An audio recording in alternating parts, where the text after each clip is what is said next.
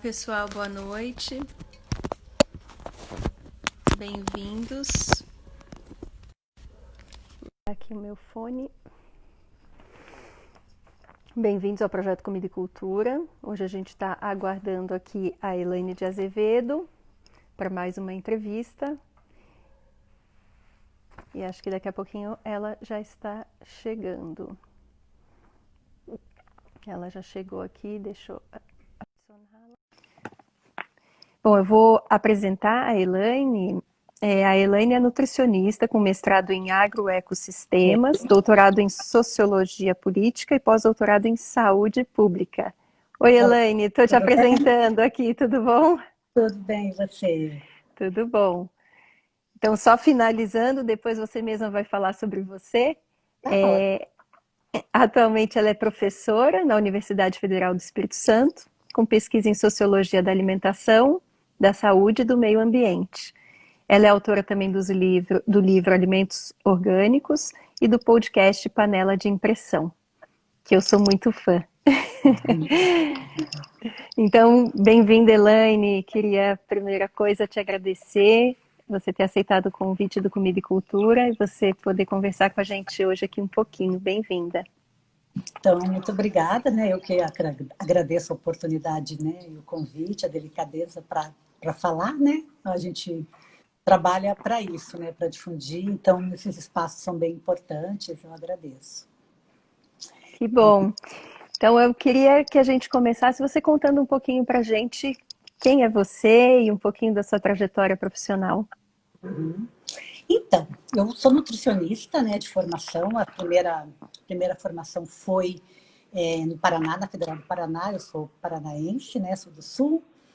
E é uma formação que não me satisfez muito, né? Porque eu estava, assim, naquele momento já interessada em outras racionalidades alimentares, envolvida com macrobiótica, envolvida com vegetarianismo, e não tinha nada disso na universidade, né? Então, eu fui ampliando, fiz uma formação em medicina antroposófica na época, que é uma formação que hoje é só para médicos, né? Mas na época eu pude fazer ela inteira aqui na Associação Brasileira de Medicina Antroposófica em São Paulo, e ela me mostrou uma outra racionalidade que não é aquela biologicista, quantitativa que eu conheci dentro da nutrição, né? Conhecendo a alimentação dentro da antroposofia, que é uma racionalidade alimentar tradicional, assim como a Ayurveda, assim como a medicina tradicional chinesa, né? Ou a alimentação.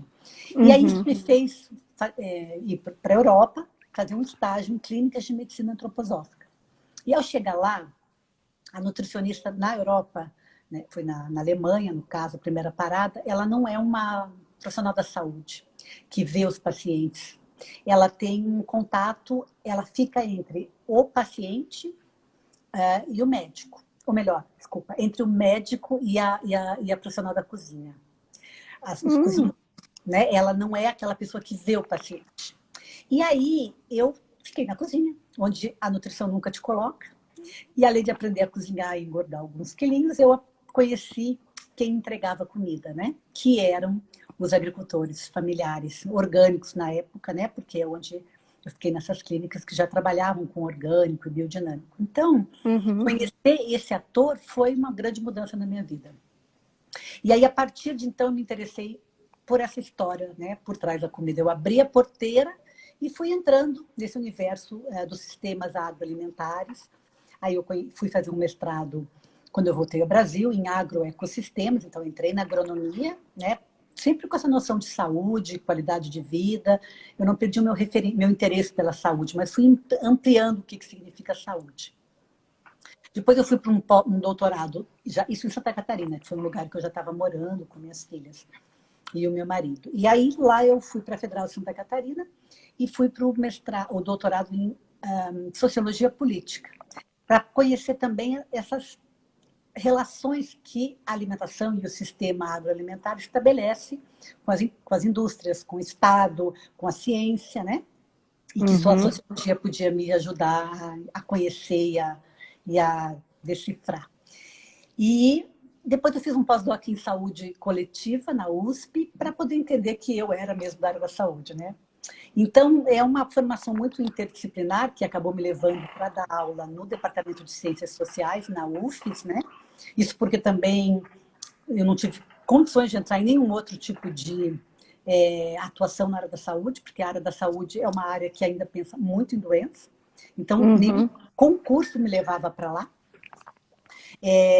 E aí, mas as ciências sociais me abriu um horizonte, então, de estudar alimentação, como vocês veem hoje, né, no podcast, com essa visão da sociologia da alimentação, a qual eu sou muito grata. Né? Então, esse é um caminho que foi me levando para a universidade, mas a partir de uma visão de saúde ampliada, vamos dizer assim. Né?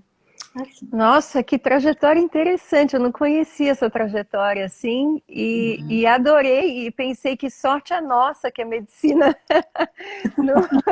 Nunca me você não aceitou, pode, né? você não pode ser aceita, né, pela sua formação, porque eu, assim, nós do Projeto Comida e Cultura, a gente acha muito importante chegar na ponta, que é isso que a gente tenta fazer, né, com as crianças. E o que você está fazendo é justamente isso. É tão importante que isso aconteça, porque só assim eu acho que alguma coisa pode se transformar de fato, né, na nossa sociedade. Sei lá, é mais uma coisa, né, importante.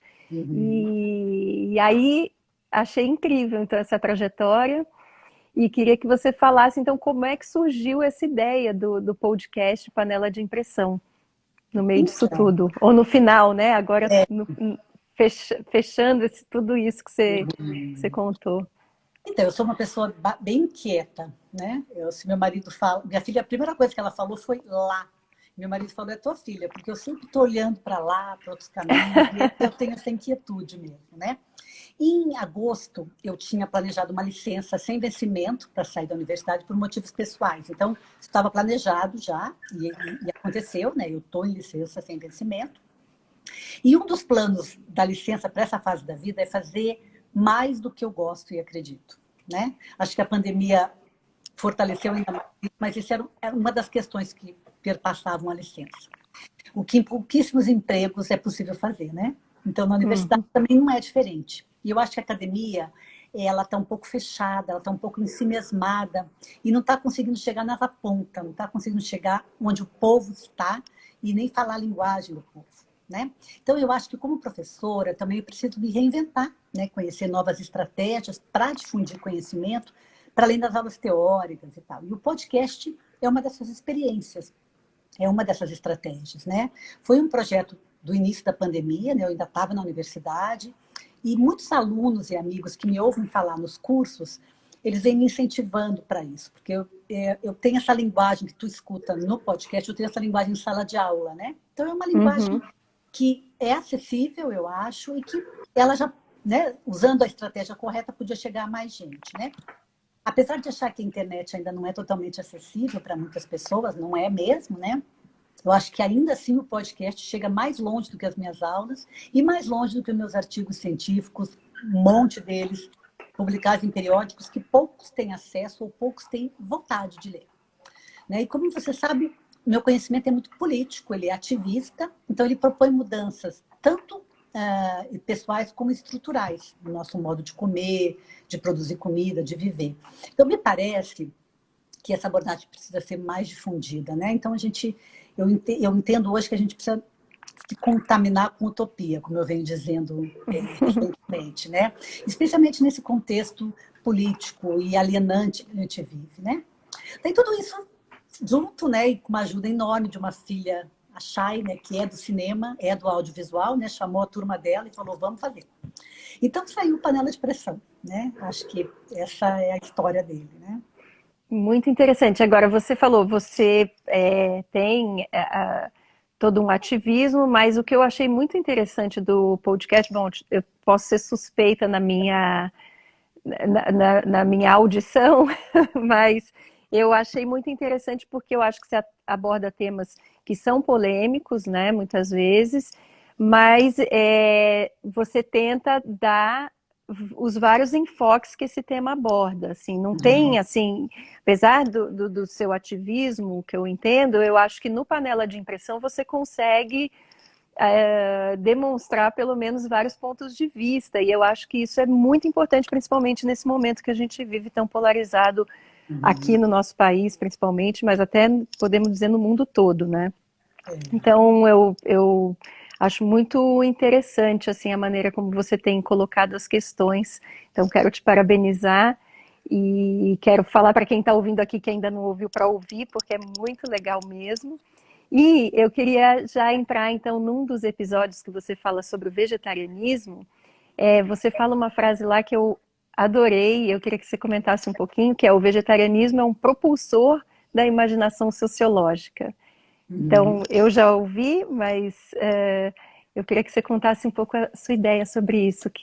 Uhum. Bem, na verdade, apesar de que claramente, né, eu procuro esse olhar de tolerância, porque as próprias ciências sociais, tanto a antropologia quanto a sociologia, elas trabalham com a complexificação dos temas e também com a tolerância. Então, são ciências que estão preocupadas com essa inclusão, com essa capacidade de se colocar no lugar do outro, né, de outras culturas, daquele que é diferente de você, né? E o tema do vegetarianismo ele é muito instigante como uma temática sociológica, porque são diferentes abordagens, entre aspas, né, contra e a favor, que compõem um quadro de imaginação sociológica que eu desconheço outro tema que provoque. Então, quando eu dou aulas de introdução à sociologia, por exemplo, para alunos de qualquer disciplina, qualquer curso, Uhum.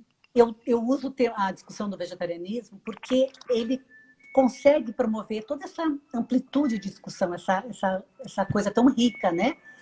E as feministas lésbicas se reconhecem ali dentro, assim como a lésbica carnívora, né? Então, eu acho que é importante que, quando você conhece todo o quadro, você consegue entender também o que move realmente o ser humano. Né? Quando você estuda o vegetarianismo nessas diferentes abordagens, social, de saúde, cultural, fisiológica, você acaba compreendendo que a única que é inquestionável é a dimensão ambiental. E aí é que o ativismo vegano e vegetariano tem que focar. Né? Uhum. E os outros todos têm brechas, mas se você prestar bastante atenção, tu sabe muito bem qual é a minha ideologia quando acaba de ouvir. Apesar de colocar uma amplitude de pontos de vistas, a gente não está buscando a imparcialidade, a gente está buscando a tolerância, mas está buscando Uhum. também a complexidade que envolve as escolhas humanas. E eu acho que é por isso que o podcast é um tema tão interessante, né? E que as pessoas se sentem contempladas. Mais ou menos, por exemplo, esse é o episódio que tem mais visualizações, tem muita gente que olhou, e que teve menos compartilhamento por parte dos veganos, por exemplo, né? Porque eles são aquelas pessoas que estão trabalhando com ativismo. Então, muitos deles não se sentem assim contemplados no seu ativismo, né? Porque Uhum. ele realmente é um podcast ou é uma visão que traz realmente, coloca em pauta a nossa dificuldade de aceitar outras visões, né? Não estou dizendo que eles são assim, mas está muito claro, a gente quer ouvir o que é diferente, e essa é uma grande dificuldade do mundo mesmo hoje, né? Então, é mais que provado isso, né? É uma dificuldade, e a gente tem uma série de preconceitos mesmo, né? Eu achei tão interessante quando você falou que Hitler era vegetariano, eu quase caí para trás, porque na minha cabeça não, não fechava assim, né? E aí achei muito legal essa colocação, né? Faz com que realmente a cabeça dê um salto, assim, você fala, opa, então não é bem assim, né? E não é mesmo. E por mais que a gente tente ser cabeça aberta e tal, eu me peguei nesse momento, né? Eu tropecei ali. Por que você tropeçou? Eu acho que é porque eu sou judia, e aí essa Uhum, história do Hitler, ela me pega muito fortemente. uhum, E, e aí, para mim, o vegetarianismo está ligado a uma coisa muito desse pensamento mais que não é um pensamento só seu, né? Que você tá ligado ao meio ambiente, né? Na minha cabeça está muito ligado a isso, né?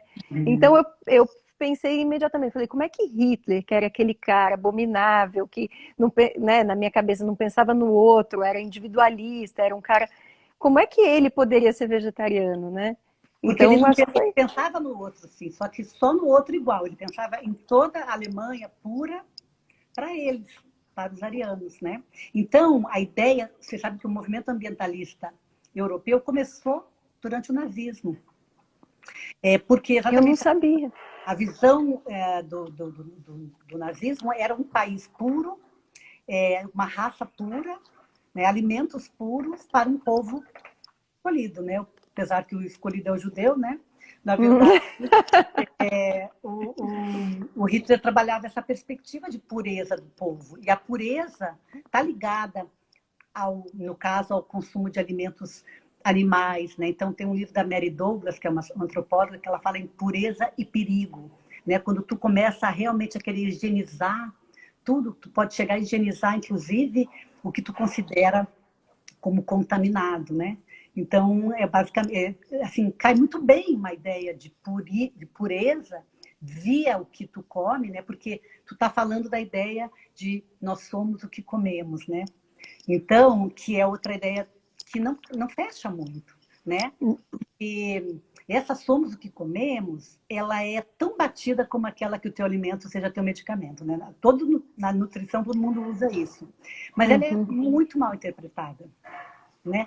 Tem muita fala que diz que os povos pacíficos são vegetarianos e os guerreiros são carnívoros, inclusive estudos antropológicos, né? Falta falar dos pacíficos que comem carne e dos guerreiros ou neonazistas que são veganos, né? Como eu tentei problematizar, porque não é só o que entra pela boca, né? Afinal, você deve conhecer muitas pessoas maravilhosas e humanas que não são veganos, certo? E muitos veganos cretinos também. A gente não é o que come no sentido literal, né? Senão estava fácil de ser pacifista, de ser humano, né? Se tu me permite aqui, eu acho que quem explica muito bem isso é o Rudolf Steiner, que é o precursor da antroposofia. Ele fala o seguinte, que se você trabalha em ser realmente humano em você mesmo, você se liberta dessas forças externas que te transformam em um animal violento se tu come carne ou num ser humano pacífico se tu é vegetariano. Ele quer dizer que essas forças animais ou vegetais só conseguem te influenciar a ponto de te transformar se você não age a partir da sua própria consciência. Ou seja, não é o vegetarianismo que te transforma num cara consciente e pacífico. É a sua autoconsciência trabalhada sobre a importância da paz, da coerência, é que te faz buscar o vegetarianismo. É do outro jeito. Ou seja, você deve buscar ser livre de modo que o que você come não impeça você de ser o que tem potencial para ser. Então, ele vai falar que o alimento consegue te influenciar a ponto de te tornar pacífico ou violento por causa da dieta, é porque você não está trabalhando com a sua própria liberdade. Então, eu gosto dessa ideia, né, de que não é só o que entra pela boca, né? Agora, Muito é a interessante. única verdade, mas interessante. É muito interessante mesmo. Porque essa frase, inclusive, somos o que comemos, é uma frase que veio do Hipócrates no momento que ele estava falando sobre outra coisa, que não é exatamente isso que você falou, né? Não é. Na verdade, ela veio do Feuerbach, não veio do Hipócrates. É mesmo? O teu alimento, seja teu medicamento, que eu falei, que veio do Hipócrates. Essa veio de um filósofo chamado Feuerbach. E tem várias questões para problematizar isso, mas eu gosto dessa fala. Eu achava que vinha do Hipócrates quando ele falava da teoria moral, não é mesmo? Eu achava que era, olha só. Não é. Então tá. Deixa eu te falar, agora até me perdi, porque eu gostei tanto do que você falou, que fiquei aqui pensando. Eu queria te perguntar, em relação a tudo isso que a gente está falando do vegetarianismo e do veganismo, então, em relação às questões ambientais mesmo, de fato. Você não acha que não existe uma única solução, né? Porque não dá para, então, querer que todo mundo. Você mesmo fala isso nesse mesmo podcast, se não me engano, não dá para querer que todo mundo vire vegano, então, ou que todo mundo aceite ou queira comer hambúrguer feito agora, esses feitos a partir de vegetais, enfim. Como é que a gente faz, então, para resolver essa questão ambiental, né? Que caminhos a gente... Você está falando em radicalismo, né? A gente foi radical até agora. A gente foi radicalmente destrutivo, a gente detonou a natureza de forma radical, o sistema agroalimentar chegou no máximo da destruição, da ambição pelo lucro máximo, da falta de ética, do cuidado com outros seres e com a gente mesmo, né? Então, agora, nós estamos sem opção. Porque se a gente tivesse sido um pouco mais equilibrado nesse caminho, agora a gente poderia continuar por mais tempo com equilíbrio. Agora, o único jeito da gente continuar, ainda ter possibilidade de um futuro nesse planeta, é sendo radical. Essa que é a minha sensação. A gente não tem opção agora. Se a gente tivesse seguido um caminho de equilíbrio, de parcimônia, de respeito, a gente teria mais anos pela frente. Mas a gente não vai ter. E isso está todo mundo mostrando, né? As discussões do antropoceno, das mudanças climáticas. Então, assim, por exemplo, um exemplo, né? Essas dietas hiperproteicas são um bom exemplo. A gente foi ao hiperproteico sem controle, sem consciência, sem observação sobre os efeitos na natureza, nos animais e na nossa saúde. E a gente só pensou na produtividade física, máxima produtividade intelectual, e não viu que para ser saudável a gente tem que ter, por exemplo, natureza. Então agora a gente vai ter que ir para o hipo mesmo. Você entende? O que eu quero te dizer é que a gente não vai ter caminho do meio agora. É tudo ou nada nesse jogo. Porque a chance de perder é muito grande. As geleiras estão derretendo, ou para tudo, ou não tem como detê-las. Né? Eu acho que isso não vai mudar. A gente vai morrer sem esse processo de radicalização. Mas todos os especialistas falam, agora é a hora de fazer a mudança radical. Porque nós fomos radical. Né?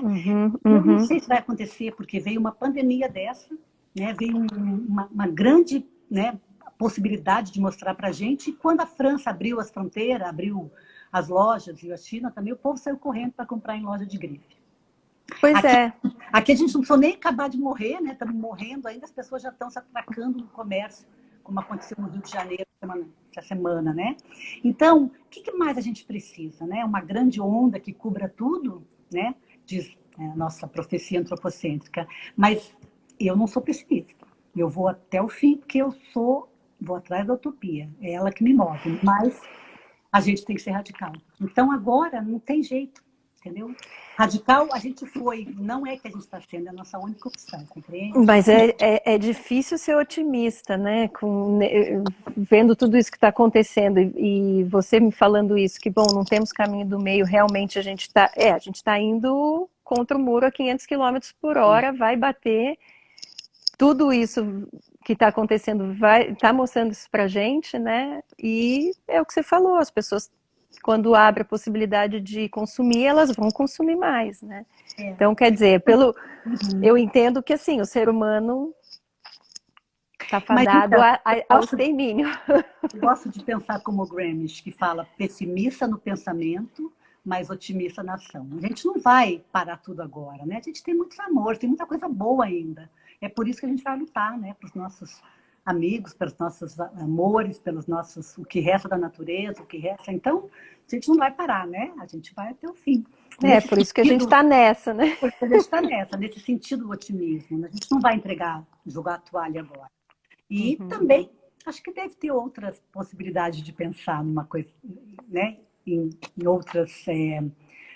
por que a gente faz as coisas que nos movem, né? Mas aí é outro podcast, né? Num outro episódio, você diz que a gente não pode afirmar que existe uma única alimentação saudável. Eu queria que você falasse um pouquinho sobre isso.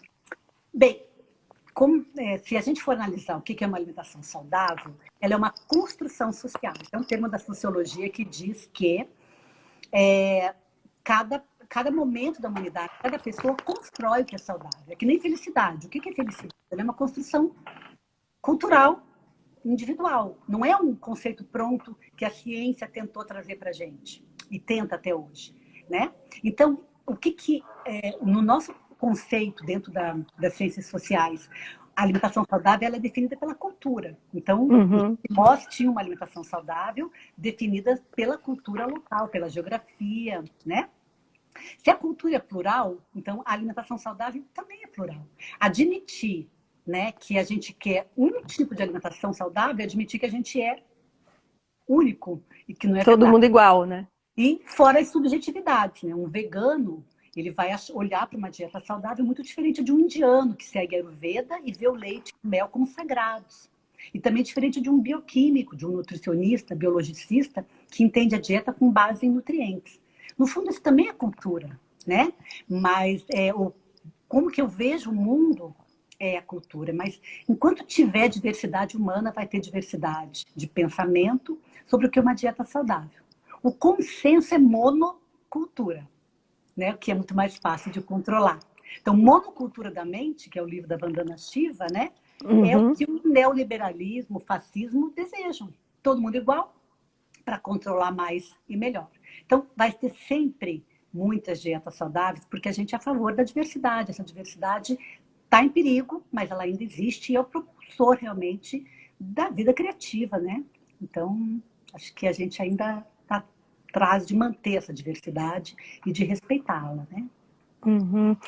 Bom, isso tem a ver com a pergunta que eu ia te falar sobre essas dietas saudáveis globais, né, que vêm sendo pregadas aí com essas ideias modernas. E, então, na verdade, como é que elas influenciam nas culturas, ou melhor, na perda dessas culturas locais, né? Que é isso que você estava comentando. Então, essas ideias modernas, quando você fala modernidade, a modernidade tem como premissa o conhecimento científico, né? E a Uhum, ciência é aquela que traz a padronização, a ciência moderna, essa ciência biologicista, essa ciência baseada em evidências, porque tem várias ciências também, né?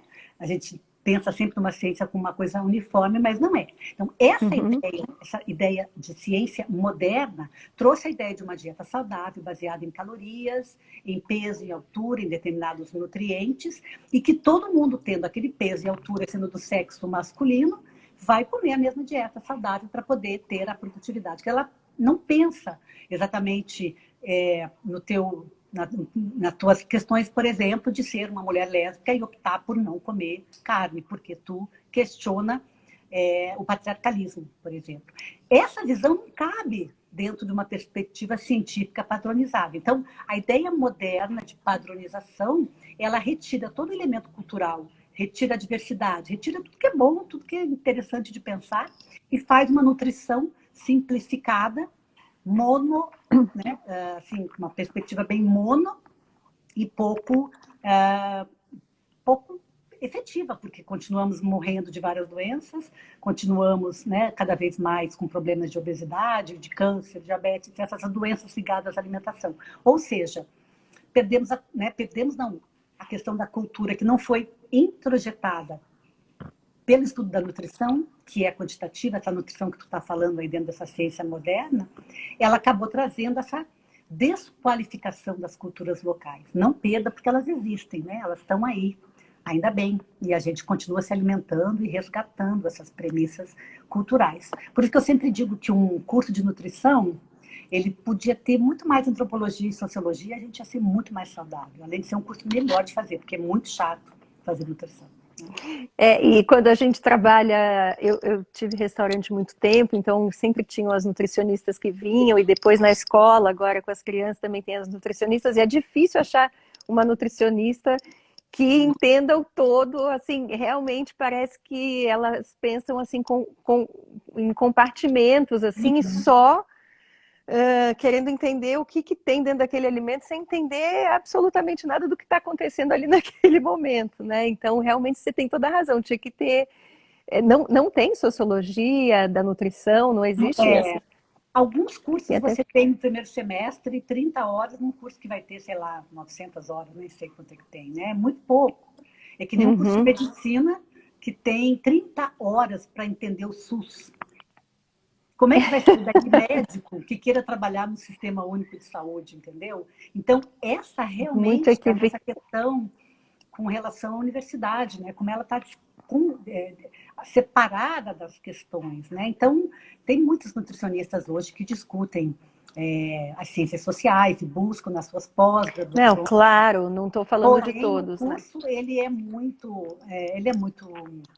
assim, que serve muito a esse sistema de uma ciência moderna. Ele é um curso totalmente desconectado com a realidade, na sua forma mais geral. Apesar de que há ali dentro já muitas pessoas que estão questionando, né? Então, mas de forma geral é bastante complicado mesmo. Não, eu conversei aqui já com outras nutricionistas que têm um pensamento assim como o seu, mais amplo, mas eu falei, não, né, não me entendam Não, mal, não estou falando não, da não. Eu nutrição. vou dizer para você assim, eu sou aquela pessoa, assim, é mais fácil para mim criticar, né? Porque eu realmente estou do outro lado, na verdade. Quando aperta lá, eu falo, sou socióloga, porque realmente é muito compreender esse reducionismo. Então, a crítica procede. Eu só estou querendo também dizer que tem mudanças, né? Apesar de eu costumo também dizer que essas mudanças estão muito mais nas mãos dos chefes de cozinha, dos culinaristas, de ambientalistas, do que da nutricionista. Você pode ver que a discussão que se faz nisso está muito mais forte na gastronomia, por exemplo, com relação a essas questões de politização da comida, etc., do que na nutrição, né? Mas o pessoal está correndo atrás da A pena. gente tá vendo cada vez mais, né, os restaurantes e os chefes querendo se aproximar, como você se aproximou, né, dos pequenos produtores aí nessa sua trajetória, né, que você falou que foi o que abriu para você tudo isso, e agora eu vejo que dentro da gastronomia realmente a aproximação com o pequeno produtor está sendo uma maneira de transformar realmente os cardápios, né, e uma maneira muito interessante e boa, né, para a gente tentar frear esse impacto aí que você estava falando. Eu queria perguntar também sobre a questão da monocultura e do agronegócio, como é que ele impacta nos nossos corpos e na nossa saúde. Por exemplo, nessa questão que você até colocou atrás da obesidade, né? Então, de forma bem simplificada, né, o podcast Claro. de 20 minutos em 1 segundo, esse agronegócio produz alimentos como trigo, milho, soja, cana, que vão ser industrializados e transformados em massa, bolacha recheada, gordura hidrogenada, doces de péssima qualidade, e vão ser são baratos, são vendidos por um marketing que engana, né? E é pago por essas mesmas indústrias, que corrompem com dinheiro os governantes e os políticos corruptíveis para fazerem leis que apoiam essas empresas, que flexibilizam esses alimentos de baixa qualidade e baratos, e que hoje disponibilizam em todo lugar, né? E também no mercado, até no mercado institucional, na merenda escolar, por exemplo. Aí o povo come só isso, porque é mais barato e acessível, e adoece. Então, isso é um resumo de como que o agronegócio, né, produz e incentiva a gente a comer isso, né? Aí tu vai numa comunidade que, numa mercadinho ali que só tem isso, né? Na televisão só tem isso. Na Amazônia, o barco que chega produz isso. Na merenda escolar, o governo retira os 30% da agricultura familiar e coloca, como o Dória fez aqui, o alimento de origem ultraprocessados, porque ele foi apoiado por essa indústria para poder fazer isso. Então, tem dois problemas. A gente tem a indústria agroalimentar e a corrupção dos políticos. Com isso, juntando, a gente tem essa questão. Foi um belo resumo que você fez. Eu vou pedir licença para você para até falar um pouquinho sobre o nosso projeto. Quem está aqui te conhece, não conhece o Projeto Comida e Cultura. A gente está em algumas escolas, 2 escolas aqui em São Paulo. Há 3 anos, a gente está no currículo de uma delas, então a gente dá aula de culinária para as crianças de 1 a 10 anos dentro do currículo, mas a nossa ideia não é simplesmente ensinar elas a cozinharem, mas entenderem todo esse processo do alimento, né, de forma sistêmica, entender quem que plantou, onde é que ele foi plantado, em qual comunidade, o que acontece com o alimento da hora que ele foi plantado até a hora que ele chega para a gente nas nossas mesas, né? Que escolhas a gente pode fazer, enfim, tudo isso, todas as pegadas, o problema dos ultraprocessados, dos transgênicos, tudo isso é falado junto com as crianças no momento que a gente está cozinhando com eles. Claro que dependendo da idade a gente fala de maneiras diferentes. E a gente entende que ensinando isso desde pequenininho a gente vai conseguir.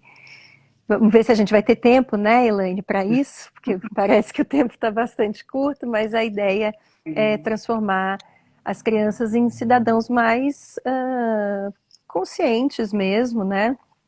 Porque outro dia conversando com a Mônica Passarinho aqui, ela me falou, essa consciência de que nós somos natureza, a gente nasce com ela. Então a criança tem. O que acontece é que a gente vai perdendo, né? Então nós como educadores ali na primeira infância, o que a gente tenta fazer é com que eles não percam essa consciência, né? De que a gente é natureza, enfim.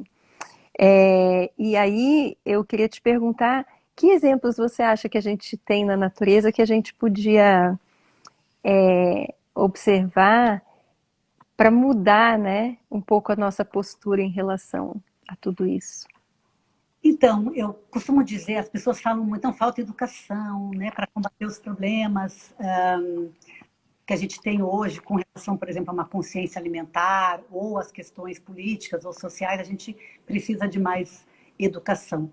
Eu já não acredito nisso. Não, tem duas coisas. Eu não acredito mais na educação, porque, por exemplo, quando eu vejo um povo como, por exemplo, o povo americano nos Estados Unidos, que tem acesso à educação, e votaram no Trump, por exemplo, eu começo a pensar que o problema não é o acesso à educação, mas é o que é a educação, o que tem na educação, quais são os valores que uma sociedade está colocando na educação, né? Então, na verdade, eu acho que a questão hoje, né, também conhece, por exemplo, o racismo, da onde a gente tem esse, da onde ele vem, né? Ele é estrutural e a educação faz parte. Então, quando você me pergunta o que a gente observa na natureza que pode nos inspirar, né, que pode nos educar, eu digo tudo. Eu acho que é só na natureza e com algumas comunidades que ainda vivem perto dela, né, que são comunidades tradicionais, que a gente pode reaprender valores humanos que não estão nem na educação mais. Para mim, é a maior escola, né, é a igreja mais ética que existe. Porque os nossos valores estão sendo destruídos em cada queimada, em cada rio perdido pela mineração, em cada animal, cada abelha morta. A ciência que substituiu a natureza falhou, porque ela foi arrogante, a ponto de pensar que a gente não precisa dela. Quando, na verdade, está tudo lá. Então, se a gente tem algum lugar ainda que a gente pode encontrar, penso de ética, de cooperação, de equilíbrio, verdade, saúde, é na natureza. Então, por isso, a importância de preservar essas comunidades tradicionais que ainda conseguem viver perto da natureza e conseguem aprender a partir dela. E é para lá que a gente consegue ainda ter um pouco de confiança que as nossas crianças, nosso futuro pode ainda aprender. Então, ouso dizer que as escolas, do jeito que elas ensinam hoje, a educação que ela ensina hoje, tanto é que eu aprendi que o Brasil foi descoberto. Eu também. Então, assim, você também deve ter aprendido isso. Ou seja, a gente não é na escola que a gente vai aprender, né? Se a gente conseguisse ter contato com os ancestrais, que alguém falou aqui agora, com os indígenas, que contem para a gente a história da versão de quem viveu a destruição ou a invasão, eles estão lá, né? Quando eu digo natureza, eu também estou falando desses povos tradicionais. Então, para mim, hoje, a verdadeira escola, a verdadeira natureza é trazer o resgate. Eu trabalho muito com os agricultores que produzem comida, né? Porque eu acredito que é lá que a gente pode ter ainda algum recurso educacional verdadeiro, né? Com valores que fazem parte, que fazem uma falta incrível hoje, né? Então, é tudo. Se você quer me dizer o que a gente pode aprender da natureza, é só da natureza que a gente pode aprender. Se a gente ampliar também essa visão do que tu falou também, que a gente não assim, a gente é parte, a gente é natureza, né? Não é uma coisa separada. Essa separação é que a gente falhou lá atrás. Né? Falhou mesmo. E você sabe que outro dia, conversando com uma outra pessoa, ela me disse que nos povos indígenas, por exemplo, não existe a palavra natureza. Achei tão interessante. Porque é isso, né? Eles não fazem essa separação, né? Estava falando de ancestralidade. Por exemplo, isso tem uma cosmogonia também no hinduísmo, né? O hinduísmo acredita que os minerais são a primeira espécie humana, a primeira estrutura humana que está dentro da gente no corpo. Os vegetais são a segunda estrutura humana que está na nossa vitalidade. E os animais, a terceira estrutura humana que está no nosso instinto. A gente só tem uma racionalidade humana, né, a mais nesse processo, mas somos todos natureza, né, Joel? Acabei de ver o Joel aqui que passou. Se a gente realmente pensasse nisso, a gente estaria muito melhor. Né? Mas a gente se colocou naquela separação, inclusive foi as ciências sociais que trouxe isso muito claro também. Não, a gente não estuda a natureza, a gente estuda a sociedade. Né? Essa separação que aconteceu muito forte no início do século XVIII faz a gente dizer, nossa, o rio está sujo, em vez de dizer, nós sujamos o rio. A gente separou né? A gente fala, isso é uma estrada perigosa, né? A estrada não tem nenhuma estrada perigosa, né? Perigoso é você entrar nela a 180 quilômetros por hora. Essa separação cartesiana entre você e o mundo, né? O que está dentro, o que está fora, né? Exatamente. Muito bom te ouvir, Elaine. Nossa, tô adorando. Queria te perguntar agora sobre a sua vida pessoal, se você tem memória de quem te ensinou a comer, como que se deu a sua educação alimentar. Então, eu comia muito mal. Tive uma mãe que me mimou muito, era a quarta filha. E, como muitas crianças de hoje em dia que decidem o que querem comer, eu também fui muito mal educada. Com todo respeito à minha querida mãe, mas ela realmente não me obrigava a nada. Então, eu comia muito mal. Mas eu estava numa família que tinha um pai mineiro, filho de agricultores, que nasceu na roça, à base de arroz de pilão, feijão, banha de porco, rapadura, farinha de milho, frutas e comida de verdade, né? Leite in natura. Então, essa comida que tinha na minha casa, boa, fresca e não industrializada, que tinha que ter arroz e feijão todo dia e fresco, ela está comigo, né? E ela me move nessa luta pelos agricultores familiares e pelos, né, por todos esses gigantes produtores de comida que de pequena eles não têm nada. E ela, na verdade, assim, essa verdade, né, que eu não não consegui fazer quando criança, né?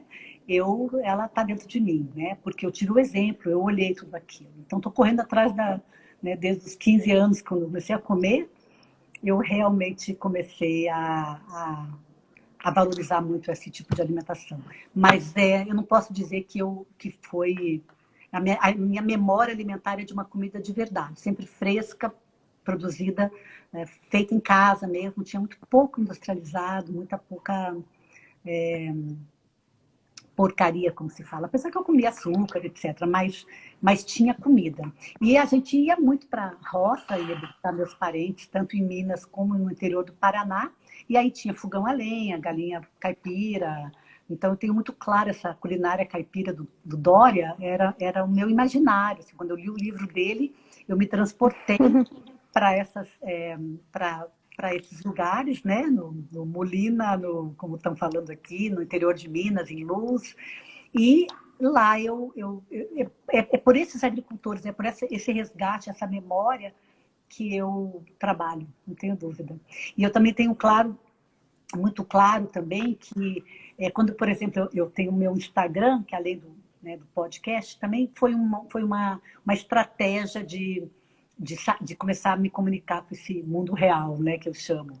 Então, eu coloco lá muitas informações e imagens, procuro trazer imagens bonitas, que eu gosto. E quando eu coloco uma imagem no fogão a lenha, de uma comida da roça, da comida mineira, o povo enlouquece. Eu tenho claro que o imaginário brasileiro, de muitos de nós, realmente é essa culinária caipira que nos traz muitas relações afetivas, né? Porque realmente a memória de todos nós. Também foi muito claro quando eu, por exemplo, fiz uma vez um trabalho com merendeiras que eram das escolas convencionais, né? Vindo a merenda escolar convencional, a gente queria sensibilizá-las para a alimentação escolar orgânica. E elas reclamavam que o frango era duro, que tinha minhoca, que não sei o quê. Então, o que a gente fez? A gente pegou, eu falei, gente, bora botar esse povo de volta para o rural. A gente pegou um ônibus e a gente levou essas merendeiras lá em Santa Catarina, em Florianópolis, para o meio rural, para elas verem, relembrarem quem que elas estavam apoiando. E acabou não sei fazer nada. A gente sentou numa roda, elas viram o fogão a lenha, elas viram a galinha, elas viram quem estava cozinhando, quem estava produzindo a comida, e elas lembraram do que eu lembro todo dia, quando eu vou na feira, e está no meu afetivo isso, né? Então, Nossa, é muito emocionante o que você está falando, porque realmente, para mim, assim, pessoalmente, comida me remete completamente ao afeto, né? E essa solução que vocês deram de levar elas de volta, né, para onde tudo começa, realmente é. Outro dia a gente fez também uma oficina aqui na Ocupação 9 de Julho, e aí a gente fez uma oficina que a gente faz com as crianças, falando de todos os biomas do Brasil, né? Foram alguns meses.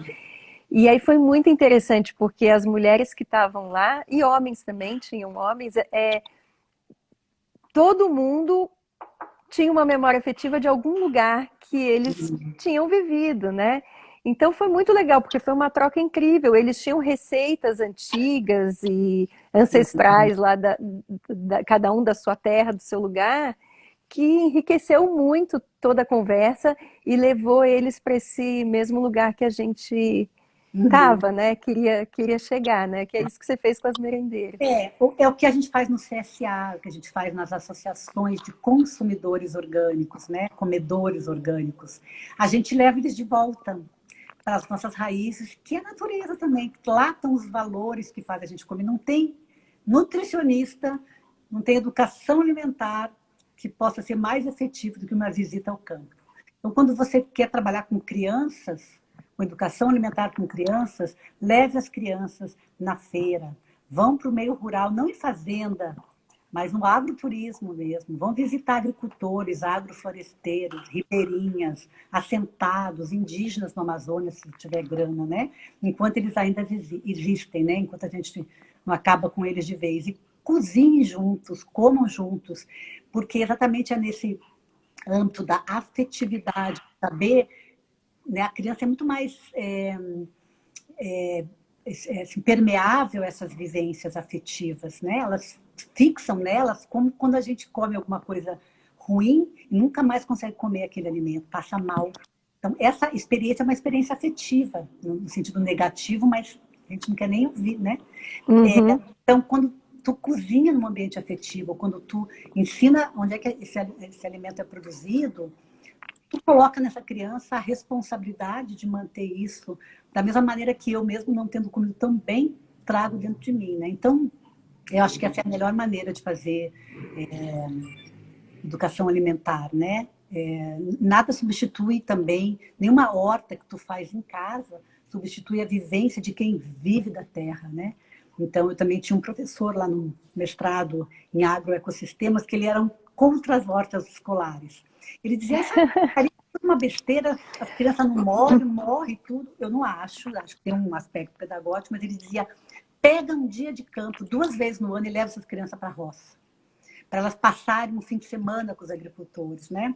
Minhas filhas estudaram em escola Waldorf e tem o que eles chamam de estágio agrícola, que eles ficam uma semana na casa dos agricultores. E eu me lembro muito da experiência da minha filha mais nova, que teve uma experiência com esses agricultores familiares que tinham uma granja e que não, ela dizia, mãe, eles não compravam nada além do sal. Eles produziam tudo. Tudo. Né? Então, essa experiência ficou muito marcada, né? Além do fato de eu ter que trabalhar na enxada e na granja, mas ela realmente é o maior presente que a gente pode dar para os nossos filhos, é esse retorno para onde estão esses valores que eu falei lá em cima, né? Porque não tem outro lugar, não tem escola que consiga trazer isso. É isso mesmo. Incrível. Essas vivências são. Agora, apesar de você ter tido uma alimentação que você falou que foi livre e ruim, você teve um outro exemplo, então hoje em dia você come super bem. Como que é Não, essa na verdade, alimentação? assim, ó, não é que eu tive, eu comia, minha mãe fala assim, eu comia porcaria assim, eu comia farinha e arroz e bife, não comia verdura, etc. No Eu não verduras, era, na legumes. verdade, eu não era exigida. Isso não me lembro, nunca me lembro que minha mãe falou na mesa até acabar, como eu fiz com as minhas filhas. Não sai da mesa, é agora, é isso. Ah, não tem tomate? Então é pepino. Quer dizer, eu tentei fazer a ditadura alimentar que minha mãe não fez, né? Que eu acho que foi muito... cada um dá o que pode. Mas eu vivi num ambiente de alimentação saudável, isso tem muito claro. Hoje em dia sua E alimentação hoje é bem saudável. eu tenho um monte de aluno que fala, ai, professor, tem vontade de abrir o seu armário, meu maior desejo é olhar saber o que você come. Eu como, né? Eu como realmente, eu faço meu iogurte, eu tomo... compro as verduras orgânicas, consigo comprar o menos de industrializado possível, né? Mas tem leite condensado? Tem brigadeiro no aniversário? Tem, né? Eu ainda acho que existem memórias afetivas do brigadeiro que bolinho de missô não vai trazer, né? Mas tem missô também na minha casa, tem alimentos... eu acho que a gente come muito bem, eu faço pão, eu faço... Tem um equilíbrio. E quando eu vou sair, eu quero comer pizza, eu quero comer o que eu não como em casa. Então as pessoas falam, eu conheço um restaurante vegano, orgânico, integral. Eu falei, mas não precisa, gente, vamos comer uma porcaria, porque não tem nenhum problema, né, de comer eventualmente algum alimento, assim, desde que seja num contexto festivo. Mas é claro, eu procuro equilibrar muito, não porque eu sou radical, porque eu gosto. Eu gosto de comer assim. Eu gosto de comer arroz integral, eu acho melhor que arroz branco. Eu não tenho nenhum problema com comida também. Porque eu acho que o eventual não mata e eu não gosto de falar mal de nenhuma comida. Então, se alguém fala assim, carne faz mal, água faz mal, eu falei, depende, se for muita afoga, né? Porque não existe comida ruim. O que existe são práticas humanas que mudaram estruturalmente muitas comidas, como o trigo, por exemplo, e que ele tornou-se alergênico. Ou o leite, né? Um leite totalmente manipulado, industrializado, aditivado, na embalagem longa morte. Quer dizer, como é que esse leite pode ser saudável? Agora, vem me dizer que o leite... A memória que eu... Embalagem longa morte, é muito bom. A imagem que eu tenho do leite, aquele alimento retirado na hora, na fazenda, né, do meu pai, no interior dos meus tios, eu não consigo pensar que ele pode ser um alimento alergênico. Né? Não posso pensar que os indígenas, os indianos todos estão tomando um alimento alergênico, que é o sangue. Eu não consigo. Claro, Claro, isso fica muito claro. Tem visões do veganismo que eu respeito profundamente com relação aos produtos de origem animal, e eles têm muita razão. Porém, eu acho que não tem nenhum alimento que não seja saudável. Mas existem ações humanas que transformam o açúcar, que também não mata, se tu comer um bolo por dia, um pedacinho de bolo, é muito diferente de tomar 10 cafés cheios de açúcar e um monte de alimentos à base de açúcar de baixa qualidade. Então, é uma questão para pensar, né? As pessoas precisam olhar de novo para a ação humana, mais do que para essa visão do que o alimento é ruim ou faz mal, né? Eu penso bastante parecido com você. Eu acho que tem um equilíbrio, né, nas coisas. Você tem Uhum. que sentir qual é o seu equilíbrio e que você altere o menos possível o meio ambiente à sua volta. Entenda que o que você vai escolher vai estar tendo impacto, né? Então, equilibrar.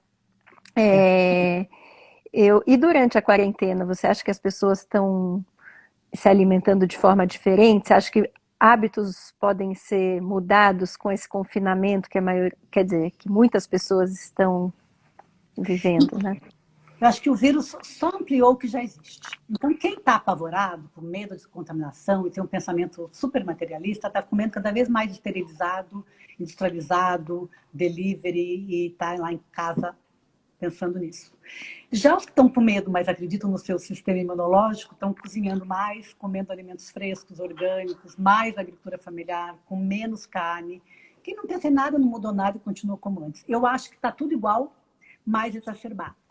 Agora, a gente ouve mais falar que as pessoas, eu acho que são nós privilegiados, né? Tem acesso à internet, que por ali vem a informação, que as pessoas estão fazendo mais pão, comendo mais fresco e natura, apesar de que existe pesquisa que mostra, sim, que o consumo de industrializado aumentou, mas também aumentou o consumo de produtos in natura, tipo arroz, feijão e trigo, que indica que as pessoas estão...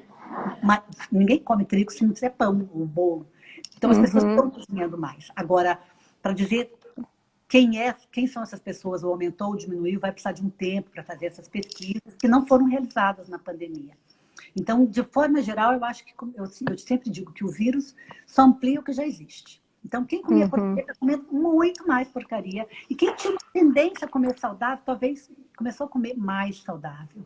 E essa é a grande oportunidade do vírus, né? Ele é uma lente de aumento.